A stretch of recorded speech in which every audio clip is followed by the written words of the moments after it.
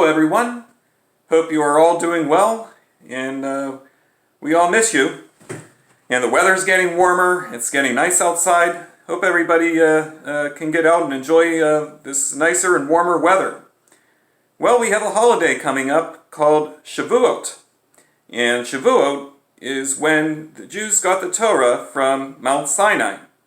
And we celebrate the importance of the Torah in our lives, in Jewish lives. And well, one tradition on Shavuot is to eat things with dairy, with milk. And so today we are going to read a story called Cheesecake for Shavuot. And this is about making cheesecake. But before we start the story, let's play a little music on my instrument called a violin. And this is a little song called Yisrael Be'orita, which is a song that celebrates the Torah and how it gives us light. So enjoy!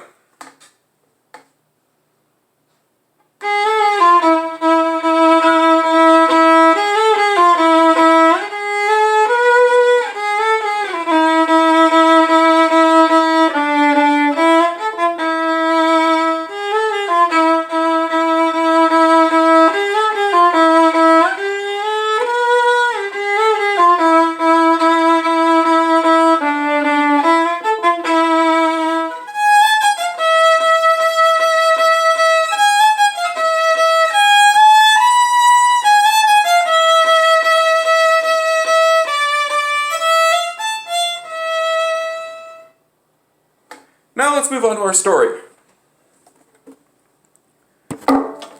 So this is by Alison Ofansky. And as you can see, there are real pictures.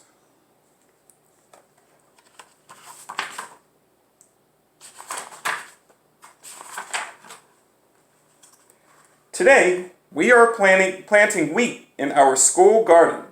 Neely, our teacher, tells us that in the land of Israel, we plant it in the fall so it can be watered by the winter rains.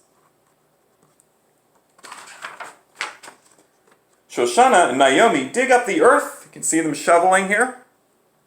We mix in compost, scatter the seeds, and cover them up. Then we give them a big drink of water, because just like us, plants need to drink water too.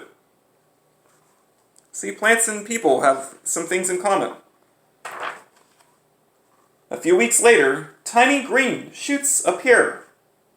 It looks like grass, says Ruth. And all winter we watch the wheat grow.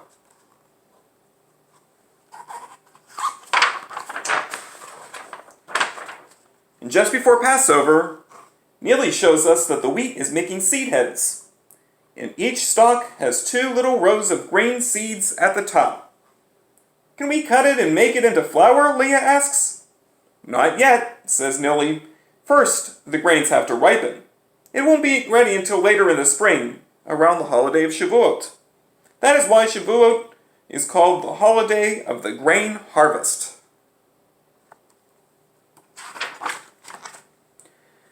As the weather gets warmer and drier, the grain ripens, and the seed heads turn brown and droop towards the ground. And finally, it is harvest time. Each of us gets a turn to use the sickle. As I cut my stalks, a few grains fall on the ground. These are called gleanings, said Aviva, and we're supposed to leave them for the poor, like we read about in the book of Ruth. What poor people are going to come to our school to pick them up, I say? They'll be wasted. Says Avia. I have an idea. We can bring them to the goats at the petting zoo.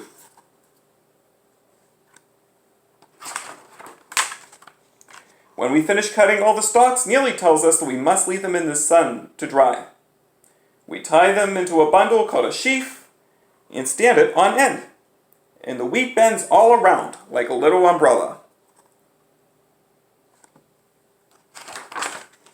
And the next day, we take the gleanings to the petting zoo. The goats' tongues tickle our hands as we feed them. Amir, who takes care of the animals, lets us help milk the mother goats. There is lots of milk this time of year, he says, because the baby goats are old enough to eat other foods, and they will enjoy the grain that you brought. We take turns milking. Itai squirts warm milk into a bucket, and afterwards Amir gives us some fresh goat cheese to take home. With your wheat in my cheese, you can make cheesecake for Shavuot, he says. There are strawberries in the school garden, Ruth adds. We can make strawberry cheesecake. Better yet. A week before Shavuot, the wheat is completely dry. Neely takes apart the sheaf and gives us each a small bundle. We beat the stalks against a tarp and hit them with a stick. The grains fall to the ground, and this is called threshing, Neely tells us.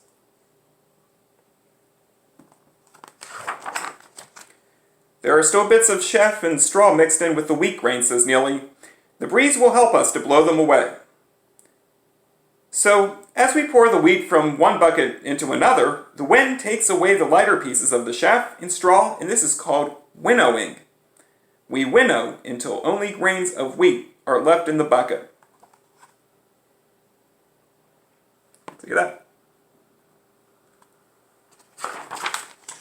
The next day, Neely sets up a flour grinder in the classroom.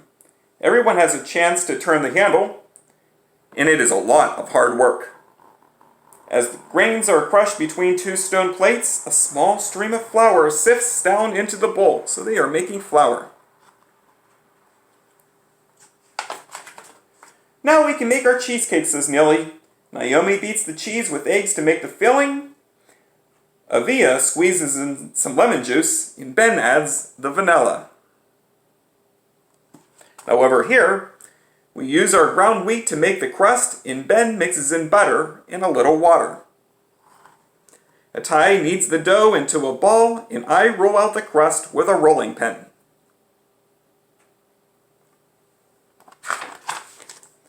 Neely pours the filling into the crust, and the cake is ready to go in the oven. While the cake is baking, Chaim and Ruth slice strawberries to decorate the top. So not only is this going to taste good, I think it's going to look good too. Finally, our cheesecake is ready to eat. The result of all our hard work tastes delicious.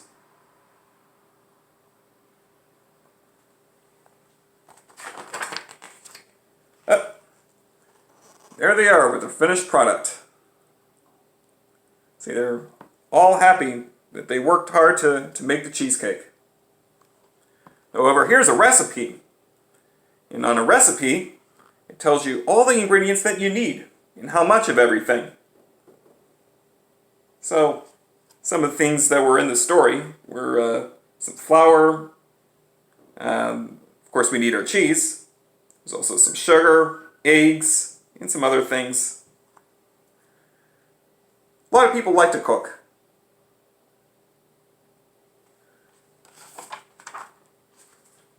Well, I hope you enjoyed that. And hope you have a good summer. And hope to see you pretty soon. All right, take care, everybody.